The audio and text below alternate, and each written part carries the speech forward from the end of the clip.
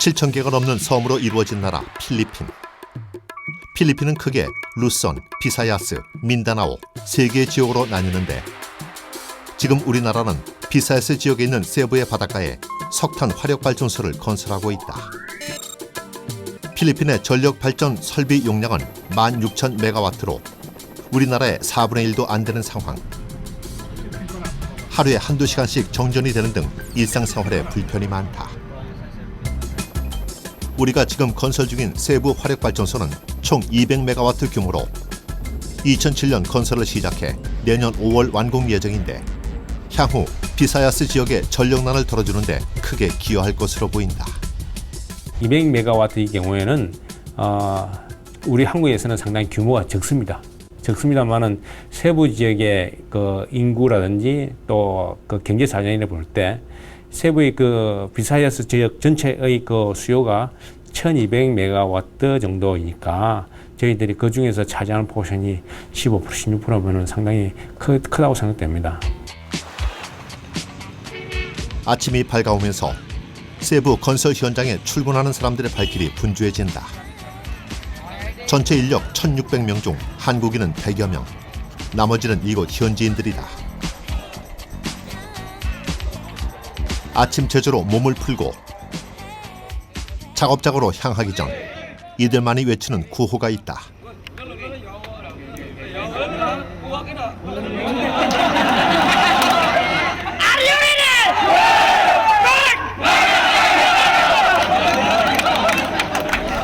현재 건설 공정률 78%의 세부 석탄 화력발전소.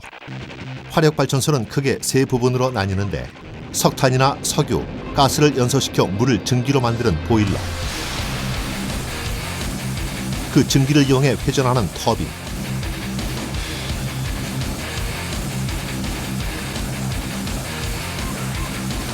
그리고 터빈에서 만들어진 회전력을 이용해 전기를 생산하는 발전기로 구성되어 있다. 이곳은 세부 발전소의 보일러 설치 현장. 보일러의 외벽을 구성하는 판넬 설치 작업이 한창이다. 판넬 하나의 무게만 해도 23톤에서 52톤에 달하다 보니 작업 하나하나가 다 조심스럽다. 판넬에는 물이 흐르게 될 튜브가 일렬로 붙어 있는데 이 튜브의 길이는 42m. 판넬이 모여 만들어질 보일러의 전체 크기는 가로 30m, 세로 40m, 높이 55m로 아파트 18층 높이에 해당된다. 그런데 이곳 세부 발전소에 설치되고 있는 보일러의 특징은 순수 국내 기술로 만들어진 친환경적인 설비인 순환 유동층 보일러라는 점이다. 유동층 보일러는 보일러 내부에 석탄재나 모래 등의 유동 매체를 집어넣은 후 보일러 하부에서 연소 공기를 주입하여 유동 매체를 공중에 띄워서 이룬 부유 상태의 분위기에서 석탄을 연소하는 보일러 형태입니다. 해외에 수출하는 친환경 신기술, 순환 유동층 보일러. 도대체 유동층 보일러는 기존 보일러에 비해 어떤 장점을 지니고 있는 걸까? 우리는 동해 화력발전소를 찾아가 유동층 보일러에 대해 좀 더 자세히 알아보기로 했다. 세부 화력발전소의 보일러는 1999년에 세워진 동해 화력발전소의 유동층 보일러를 모델로 하여 만들고 있다. 유동층 보일러는 세계적으로 각광받고 있는 친환경 기술이다. 기존에 석탄만 연소시키던 보일러와는 달리 보일러에 유동 매체와 석회석을 주입시켜서 기존 보일러의 1200도에서 1500도보다 훨씬 낮은 온도인 750도에서 950도 사이에서 석탄을 연소시킬 수 있게 해준다. 그렇다면 유동층 보일러에 투입되는 유동 매체는 어떻게 생겼고 구체적으로 어떤 역할을 하는 것일까? 보시는 이게 그 유동 매체입니다. 이 유동 매체의 기능은 뭐냐면 일단 가열이 된 상태에서 석탄하고 반응을 해서 석탄을 연소시키는 기능. 석탄을 연소시키고 그래서 석탄이 탄 것을 이 유동 매체가 다시 열을 흡수합니다. 그래서 이 유동 매체가 보일러 튜브, 즉 그 수관에 열 전달을 해서 물을 증기로 만들어주는 그 중요한 열 전달 매개체 역할을 하고요. 열 전도율을 높여주는 유동 매체. 유동 매체는 보일러 안에서 어떻게 계속 공중에 떠 있을 수 있을까? 유동층 보일러의 구조를 보면 송풍기가 연솔에 일정하게 공기를 주입시켜 유동 매체와 석탄을 공중에 뜨게 한다. 연솔에서는 석탄 저장고에서 공급되는 석탄과 석회석이 유동 매체와 함께 연소되면서 순환하는데, 이때 연소되면서 새롭게 만들어진 재는 원심 분리기를 통해 유동 매체로 재활용된다. 또한 유동층 보일러는 800도에서 900도 사이에 석탄과 함께 연소될 때 탈황 효과를 내는 석회석을 투입함으로써 황산화물의 발생이 10배 이상 줄어든다. 이와 함께 유동층 보일러는 기존 보일러의 1300도보다 500도 정도 낮은 온도에서 석탄을 연소시키기 때문에 질소산화물이 기존 보일러에 비해 4분의 1 이하로 줄어들게 된다. 그리고 석탄과 석회석이 타고 남은 재는 시멘트 원료로 재활용되어 건축 현장에서 사용된다. 그야말로 유동층 보일러는 전체적으로 친환경적인 순환 구조를 지니고 있는 것이다. 운전 온도가 8,900도로 온도가 낮아서 공해 배출물이 적습니다. 다시 말씀드리면 석탄 중에는 작은 양이지만 질소분도 있고 유황분도 있어요. 그래서 그 논해에서 연소 과정에서 석회석을 집어넣음으로써 탈황을 합니다. 그러니까 탈황 장치나 어떤 그 탈질 장치가 필요가 없어요. 그렇다면 이 유동층 보일러에는 어떤 석탄이 사용될까? 우리는 화력발전에 사용되는 석탄에 대해 보다 자세히 알아보기 위해 부산대 화력발전기술연구센터를 찾았다. 지금 세계 석탄 시장은 질이 좋은 고급탄보다 값싼 저급탄의 비중이 늘어가는 추세. 하지만 저급탄을 기존 보일러에서 연소시키려면 환경오염 등 여러 가지 문제가 발생하게 된다. 그런데 놀라운 사실은 유동층 보일러는 저급탄을 연소시킨다 하더라도 아무런 문제가 생기지 않는다고 한다.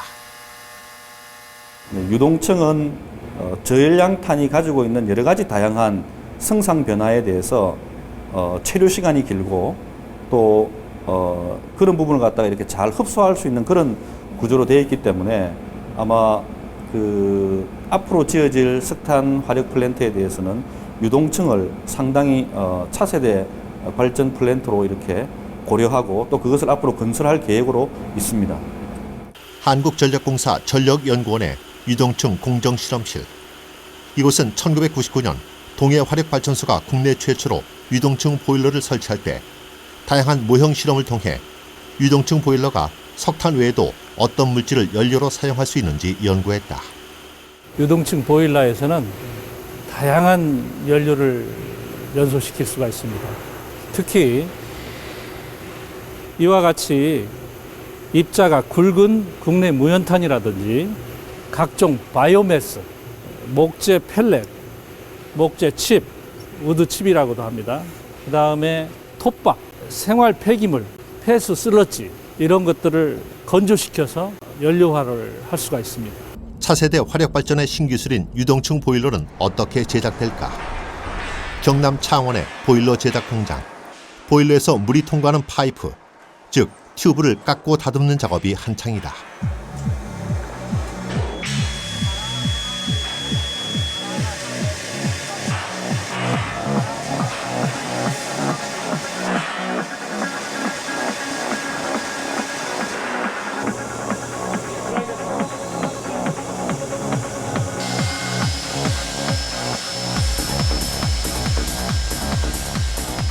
최대 직경 76mm인 튜브는 고온 고압을 견디는 특수 소재로 제작되는데 물이 조금이라도 셀 경우 대형 사고로 이어질 수 있기 때문에 모든 작업에 첨단 기기가 동원되어 한 채 오차도 허용하지 않는다.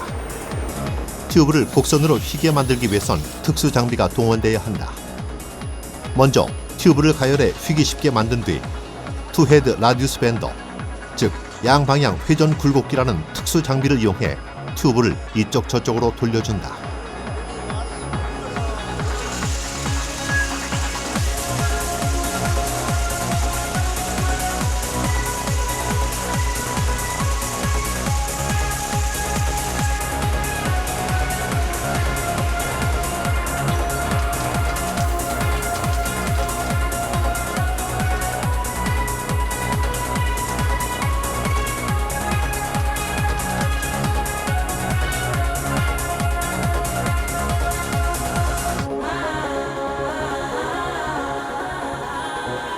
이 장비를 이용하면 사람의 힘을 들이지 않고 튜브 표면에 무리가 가지 않게 안정적으로 양쪽 방향으로 휘게 만들 수 있다.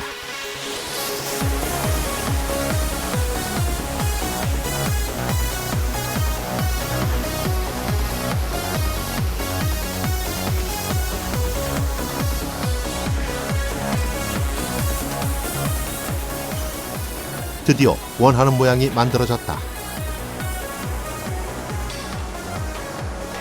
하지만 아직 뜨거운 상태이기 때문에 도구를 이용해 움직여야 한다. 최첨단 기기와 수작업을 통해 완성되는 다양한 곡선과 직선의 튜브들.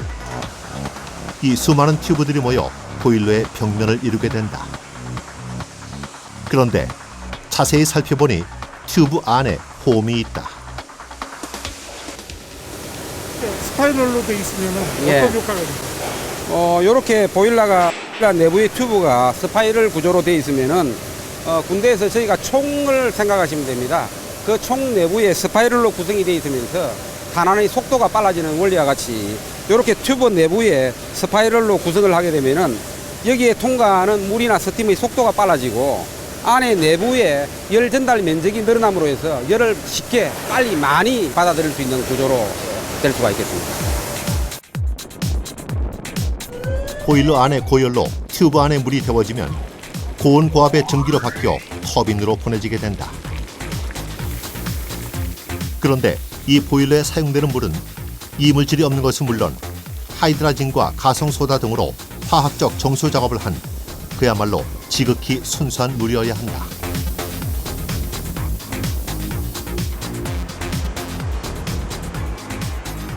그렇지 않을 경우 보일러에 있는 튜브를 손상시키는 것은 물론 터빈에까지 문제가 생겨 발전에 막대한 지장을 주게 되기 때문이다. 터빈의 블레이드에 침식을 일으키죠. 실리카 같은 경우에 특히 터빈 블레이드에 침식을 일으키게 되고 오르가닉 성분, 유기물질이 포함되어 있다고 보면은 튜브 안에 물때 같은 게 그렇게 끼게 됩니다.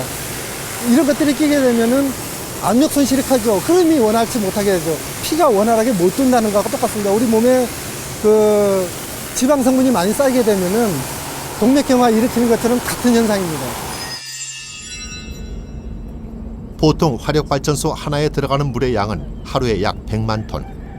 대부분의 화력발전소가 바닷가에 위치해 있는 건 이 물을 바다로부터 공급받기 위해서다. 그런데 세부 화력발전소는 바닷가 연약 지반 위에 위치하고 있어 지반 개량 작업이 불가피했다.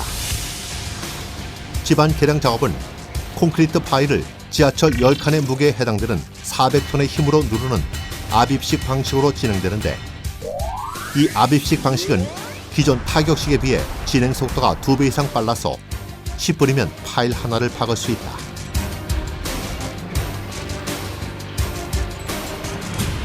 이때 사용되는 콘크리트 파일은 강철 강선이 15가닥 들어있는 고강도 콘크리트로 길이 15m에 지름이 1m나 된다.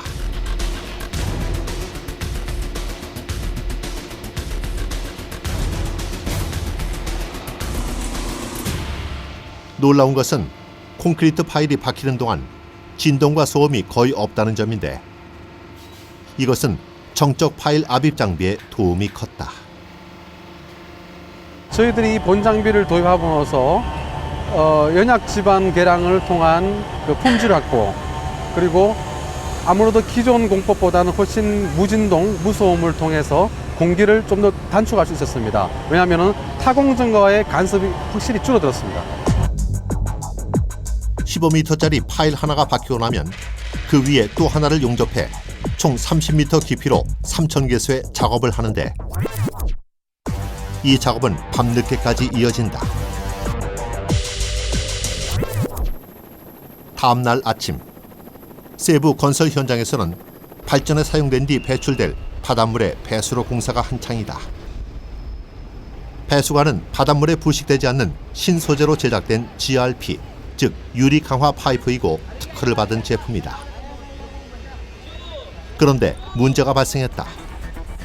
높낮이가 맞지 않아 10톤이 넘는 배수관을 다시 들어올려야 하는 상황.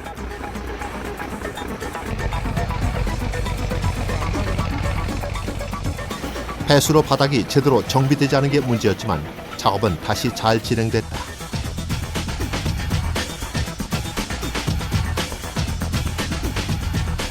이곳 세부 발전소 해상 배수로의 길이는 110m. 그런데 우리나라에는 해상 배수로 길이만 자그마치 1km가 넘는 곳이 있다.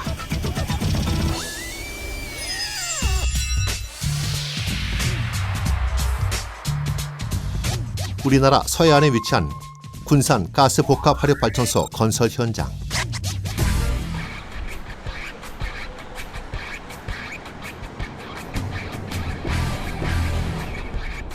군산 화력발전소의 앞바다는 조수 간만의 차이가 커서 해상 배수로 길이가 1270m에 달한다.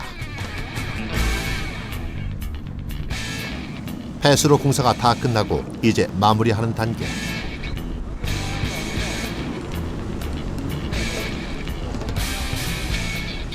이곳은 배수로 공사를 하기 위해 지하로 파내려 간 발진구.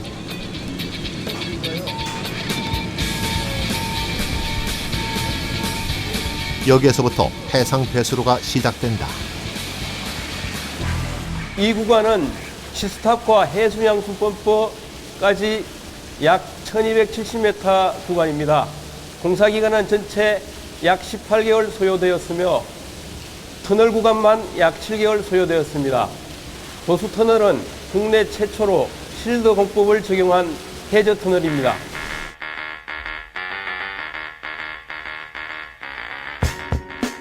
끝없이 이어지는 듯한 저 바다 한가운데로 가장 안전하게 배수로를 연결할 수 있는 방법은 무엇일까? 그 고민 끝에 도입한 것이 바로 쉴드 공법. 쉴드 공법은 쉴드라는 강제 원통형의 기계를 작업부 내에 투입, 커터 헤드를 회전시켜 집안을 굴착하는 동시에 수로를 설치하는 공법으로 기존 굴착식 방법에 비해 붕괴 위험이 적고 환경 오염을 줄일 수 있는 장점이 있다. 필리핀 세부 화력발전소 터빈 설치 현장. 100메가와트급 터빈 설치 작업이 한창이다. 터빈 설치에 있어서 가장 중요한 것은 중심축을 정확하게 맞추는 것인데 100분의 5mm 오차 범위로 정밀하게 맞추지 않으면 대형 사고로 이어질 수 있다. 예를 들어서 우리가 집안에서 사용하는 선풍기에서 어떤 그 중앙 정렬 같은 게 안 됐을 경우에는 물론 소음도 나고 선풍기에서 진동이 또 생기겠죠. 소음 진동이 생기고 그 다음에 어떻게 되겠습니까? 선풍기가 망가지겠죠. 쉽게 이야기하면 그런 현상을 초래하고 있습니다. 터빈을 돌리고 나온 증기는 다시 물로 받고 재사용하게 된다. 이때 증기를 냉각시켜서 다시 물로 만들어주는 설비가 바로 복수기다. 지금 보이는 복수기의 버터플라이 밸브는 냉각수로 쓰이는 바닷물의 입출입을 조정하는 장치다.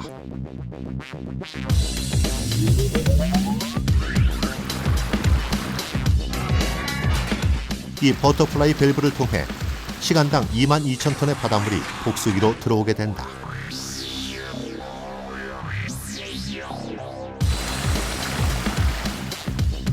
복수기로 들어온 바닷물은 가는 파이프를 지나가면서 증기를 냉각시키는 역할을 하고 다시 복수기 밖으로 빠져나간다.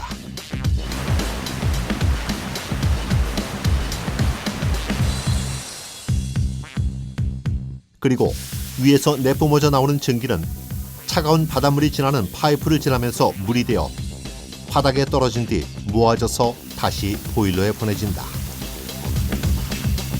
증기는 어차피 압력이 낮은 쪽으로만 흘러가기 때문에 보일러 쪽으로 다시 집어넣을 수 있는 방법이 없거든요. 그래서 결국 터빈을 다 치고 일을 하고 나온 증기를 복수기에서 그걸 다시 응축을 시켜서 물로 만들어줍니다.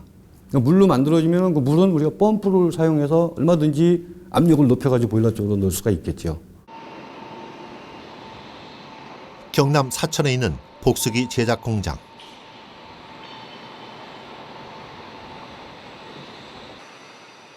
복수기 한 대에는 바닷물이 지나가는 파이프인 튜브들이 보통 15,000개 정도 들어간다.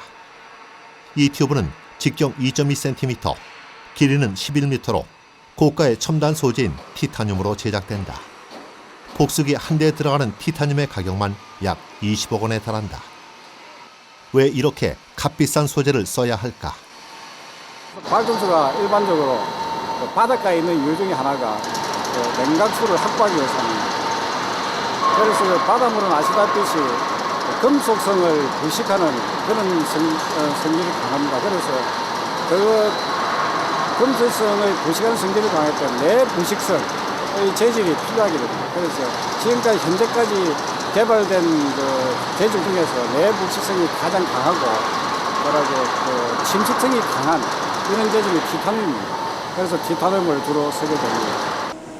터빈에서 발생한 고속의 회전력을 전기로 바꿔주는 것이 바로 이 발전기.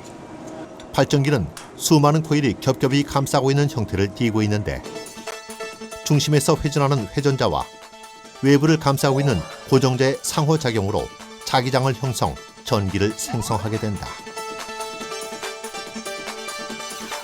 고정자는 주로 철심으로 구성되어 있고 회전자는 전자석이라 생각하시면 됩니다. 큰 전자석이라 생각하시면 되고 이 회전자가 돌아가면서 고정자 철심에 설치되어 있는 고정자 건선과 상호작용을 하여서 고정자 건선에 전압이 발생되게 되는 것입니다.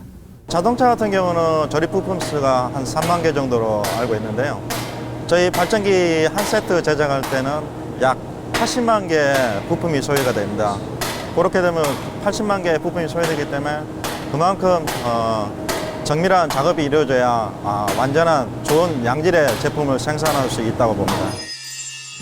친환경 고효율 화력발전 기술이 집약된 필리핀의 세부 화력발전소. 내년 5월부터 200메가와트의 전기를 공급, 우리나라 화력발전 수출의 선봉자 역할을 하게 될 것이다. 완벽한 품질의 환경 친화 발전소를 안전하게 건설을 추진해 나감으로써 향후 본 발전소는 해외 사업에서의 수익 창출은 물론이고 특히 이곳 필리핀에서의 새로운 환경 발전소를 건설함에 있어서 모델이 될 것으로 확신합니다.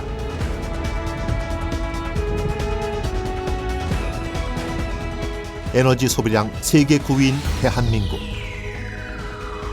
우리나라의 전력 수요는 매년 200만에서 300만 킬로와트씩 증가하여 50만 킬로와트의 표준 화력 발전소가 4기씩 늘어나야 하는 상황이다.